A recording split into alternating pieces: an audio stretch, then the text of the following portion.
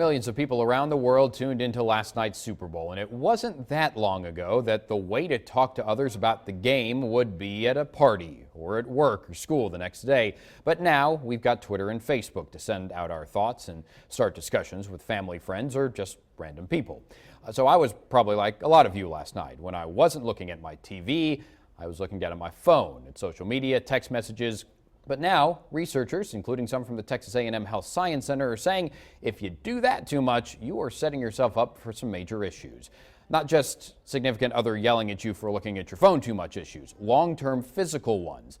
The term text neck is now being used to describe the extended use of your neck muscles when your probably 10 to 12 pound head gets tilted down as you look at your device and put a big strain on yourself. Now, lots of folks are using devices. According to the Pew Research Center's studies, as of January 2014, 90% of American adults have a cell phone. 58% have a smartphone. That probably means they're more likely to have that head down to do a little bit more than just texting. 67% of cell phone owners say they will check their phones for messages, alerts, and calls even when they do not hear a ring, a ding, or feel a vibration. And 29% of cell phone owners say they cannot imagine their life without a device. That would be me. Dr. Ranjana Mehta is an assistant professor of Texas A&M's Health Science Center School of Public Health, also an ergonomic expert who works out of the A&M Ergonomics Center, which I didn't even realize it was an A&M Ergonomics Center. Big center, yes. That's phenomenal. You got texting, you got smartphone. It's such an ingrained part of our lives. So break down this problem that's just really starting to be studied right now. I think one of the biggest problems with cell phone use, and I say smartphone use, is that it's engulfing our entire lifestyle. We use technology at work, we use technology to connect to people at work, connect to businesses at work, and we use technology to connect socially after work. Even while we are sleeping, some of us have these phantom cell phone behavior where we think something is ringing when it's really not. So I think it's a big issue. I think research is going on to figure out how big of an issue it really is. And I think, like you said, some of these research are pointing towards health outcomes, which is what us at the Ergonomic Center are studying right now. So I think we have a graphic here that you guys put together that shows just how much pound pressure gets put on your neck if you are looking down. And as you get further down, it's like 60 pounds of pressure? Yes, yes. It can, and it gets larger and larger. It's not an actual load because your head doesn't get heavier.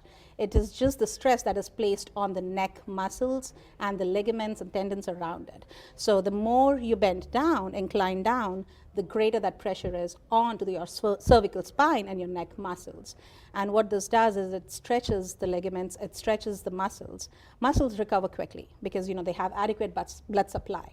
However, tendons, ligaments have somewhat of a less efficient blood supply, and if they don't get enough rest, then they are slower to recover, and that's when the pain, numbness, stiffness happens. And that's just your neck. There could be other issues elsewhere as a result. Yes, because what happens is when the neck muscles get tired, you have your surrounding musculature to help you to keep that position up.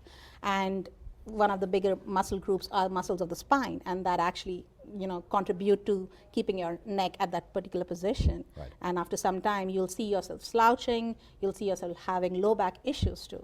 So I've got a device. I would be looking down. Besides doing one of these and just holding the device up in front of your face at a different angle so your neck isn't straining, which doesn't look right by any stretch, or conventional wisdom at least, what else can you do to avoid these issues? Well, I think the biggest issue is the posture, right? It is the posture. And I think one of the reasons why we are having such an issue with posture and technology is because we are not connecting the two. Because neck issues have always been there. If your work required you to bend your neck down, like someone who's working in a wet lab with microscopes, they will have neck issues. However, what people don't realize is that they don't realize how often they find themselves in this position. Right. So I think awareness and knowledge is a big issue. Knowledge of how these postures can impact. People don't connect cell phone use to back issues, to neck issues. They connect it to psychological issues more so. They connect it to social media issues. They connect it to more psychosocial issues.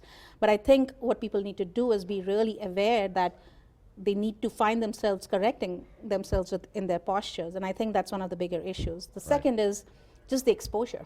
Like, we were discussing 2.2 trillion texts sent every year in the US, and about a lot of them have smartphones. They use their smartphones 2 to 4 hours a day. Wow. So I think that is, and this is probably underreported.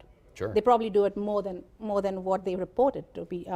They report the actual numbers. So this is a big issue. I think knowing that this is an issue is a big step towards it. Absolutely. So everybody, if you got your phones out, look up every once in a while. Keep your head up. It's more than just an inspirational speech. Definitely. Keep your head up. Thank you very much, Dr. Mehta. Very much appreciate your time. Thank you Thanks for for coming having in. me. Our